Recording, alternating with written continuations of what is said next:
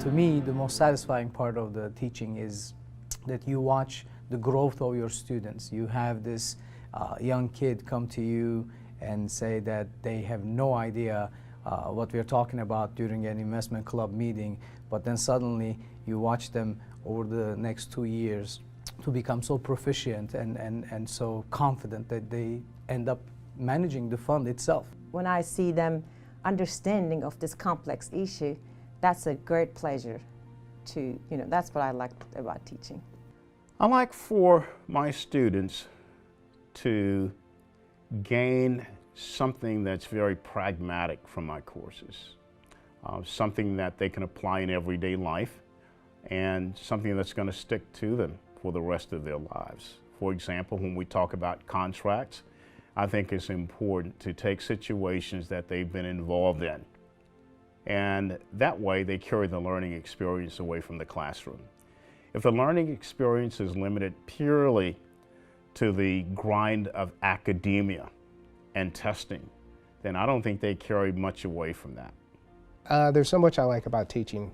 Probably most of all is the interaction I get to have with students.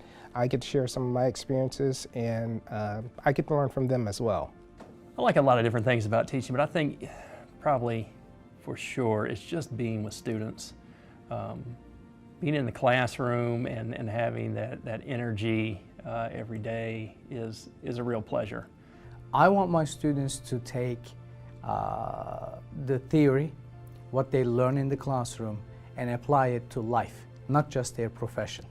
And I want them to have that enthusiasm that what they learn in school is actually applicable and useful in real life.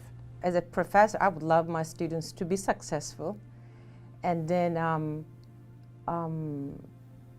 and hopefully that actually they can pursue their dreams. And I want them to to figure out who they are and what they are good at, and what is their competitive advantage, and that's what I want to see.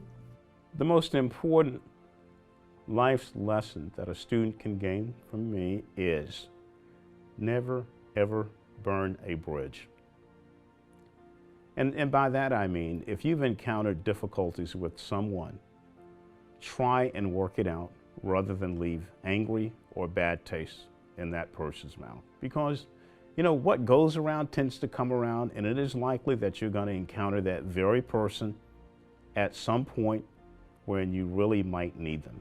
I think hopefully they take away from me, my students would take away from me the fact that just because you're being difficult in the way that you maybe teach or present material or something like that, doesn't mean that you can't also be encouraging. It doesn't mean that you can't also be a pleasant person to be around.